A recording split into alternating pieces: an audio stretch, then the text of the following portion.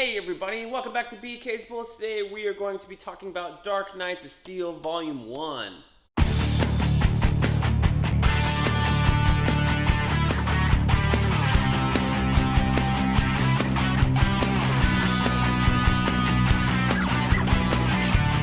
Hey everybody, welcome back to BK's Bullets. As always, I'm your host, Brent, and today we're going to be reviewing Dark Knights of Steel Volume 1. Let me tell you something. I already recorded this video, except I didn't hit record, so always make sure you're hitting record when you're doing these videos. That first review, I was really proud of it, so I hope this one is as good as that one, although no one will be able to tell because even my memory sucks. So, Dark Knights of Steel, what is it?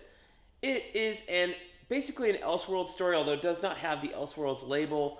It is by Tom Taylor, Yasmin Putri, and Bengal does one issue in here. As a flashback sequence, so it works in the storytelling. But we're just gonna say it's by Tom Taylor and Yasmin Putri. Phenomenal book, phenomenal tale, phenomenal art, writing, story, colors, beautiful all the way around. Yasmin Putri is doing I don't know if it's Putri or Putri, but whatever. She's doing the covers here, and then you got some other covers by Dan Mora on the back there. He's a phenomenal artist as well. But all the interiors, basically, except for one issue, are done by Yasmin.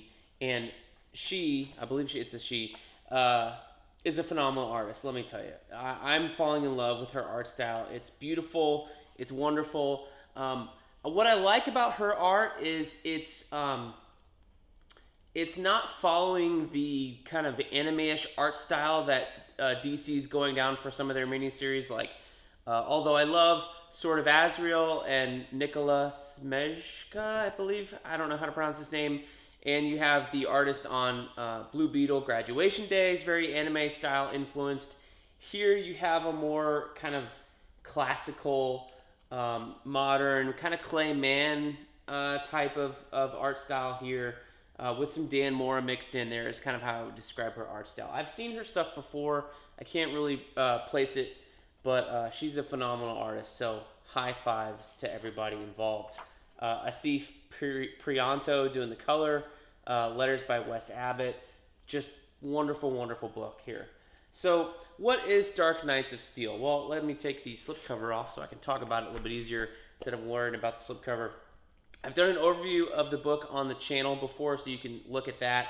It's a wonderful collected edition, wonderful hardcover. I really like the art on board here.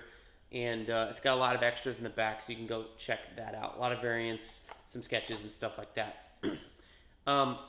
So what this is an Elseworlds tale, basically. An alternate dimension, alternate universe, alternate world, however you want to think of it, of our DC universe set in the Middle Ages, the medieval times.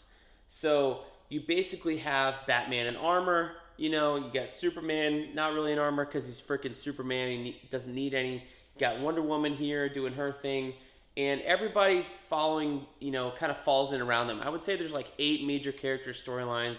You have Batman, Superman, you have Wonder Woman, Diana, and you have the kings of the 2 kingdoms. You have Jefferson Pierce, a.k.a. Black Lightning. He's the king of one kingdom. So he has John Constantine as his kind of like wizard, his Merlin kind of thing. And then on the Elves kingdom, you have the king and the queen, and you have the Jester, which is Harley Quinn and Poison Ivy, and then Batman, Superman, the royal family, that whole thing. So there's kind of like 8 to 10 characters we're following here, and each issue focuses, on a little bits and pieces. I wouldn't say it's not too many characters. It feels natural. It feels nice. But it does kind of just focus on them, which is nice. But, by the end of the tale, we're bringing in more characters. We're introducing more variations on heroes here. So how do we get to medieval times? Like, what makes this different? Well, as you can see on the cover here for the first issue, and this is the cover for the actual booklet here. You have these 2 people in Superman S shields in love. Who are they? Well, that's Jor-El and Lara El, Superman's parents. So this is basically a what if Superman's parents landed on Earth in the medieval times and they were pregnant with Kal-El. Yes, Kal-El, not Clark. They call him Kal-El throughout the book. That is his name. So what would happen then? Well, you kind of find that out as the story goes along.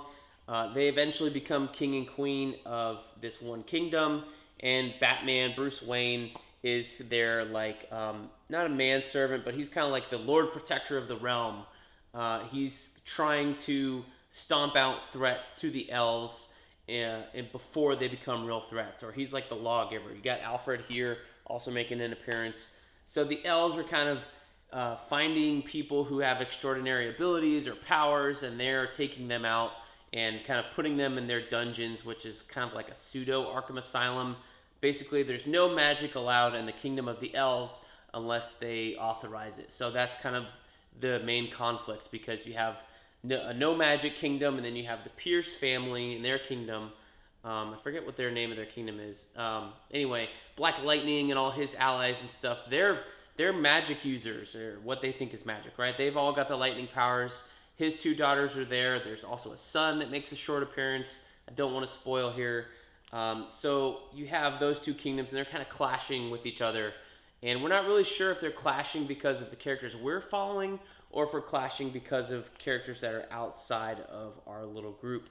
If there's a third entity that's acting. Because there's some things that happen in here, and you're kind of like, wait, what is going on? And that hasn't really been revealed yet.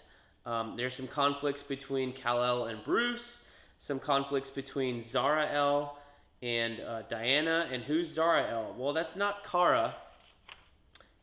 Zara is Superman's sister, and she's a new character basically, and she's in a relationship here with Diana, our Wonder Woman, right?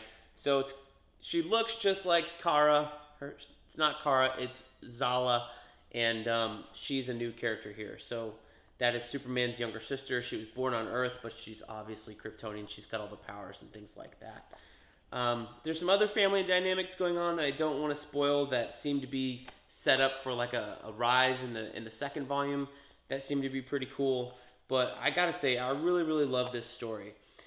I remember in my first recording of this video that I was talking about how maybe one could critique Tom Taylor of doing the same thing over and over again. I mean, he does alternate takes of DC Universe in a lot of his stories he's had.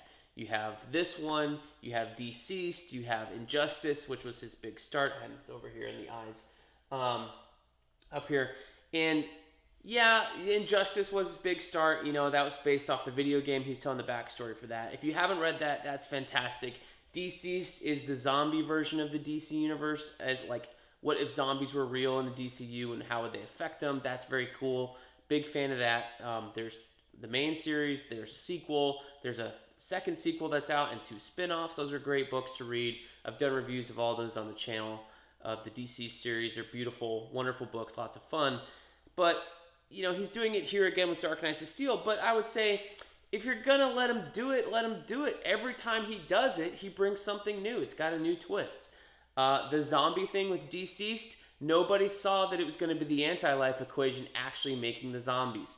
Injustice was like the first thing we ever saw with the evil Superman. Really well done. Pretty awesome. Here you got the medieval times hook. That's really, really cool. So I would say he has a really cool hook every time he does it. And if that's going to be the case, continue to let the man work, because where else are you going to get imagery like that? Oh, that's the end of the first issue here. Jor-El getting hurt. But, you know, Tom King kind of does his thing all the time with different stories mixed, chopped up in bits and mixed and mashed, and you can't tell what the fuck is going on at any point in the story.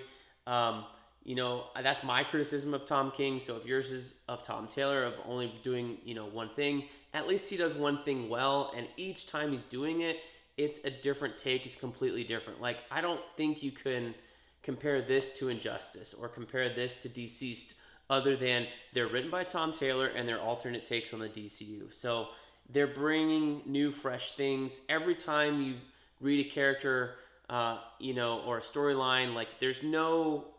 I have trouble predicting what's going on in the book, right? Like, if you said, did you see this coming? Did you see that coming? No. Answer unequivocally, no. He finds a new way to bring a new twist on stuff, and then finds a way to twist that again or have events happen that you would not see coming or not think of. which I find the best thing about Tom Taylor's writing is he does that consistently in Injustice, in Deceased, and in Dark Knights of Steel. So it's a really fun tale. I really think you're going to enjoy it. The way that it lays out, and we're setting up for war basically between these two kingdoms in Volume 2. There's a lot of players, a lot of pieces moving, and it's not quite sure who's behind it all, so that's a whole lot of fun. Harley Quinn's in here. She's kind of like the court jester, kind of whispering to people here. Her costume kind of fits that. That's pretty fun. Batman does have Robins. They're all over the place because the Robins in this world are, they're here in the trees. They're kind of his little spies, kind of like the sparrows in Game of Thrones. So he's got one in Pierce's court. He's got one in the L Kingdom. And it's your usual, like Tim, Stephanie, you got Duke. Who else is there? Nightwing is there. Dick's also there. He's got a cool little medieval looking costume. So it's a whole lot of fun, and I highly, highly suggest you read this book. I don't think you're going to be disappointed. Dark Knights of Steel, Volume 1, my highest endorsement here. Whole lot of fun. Go check it out. Let me know down below in the comments what you thought, and we'll see you guys next time in Funny Pages.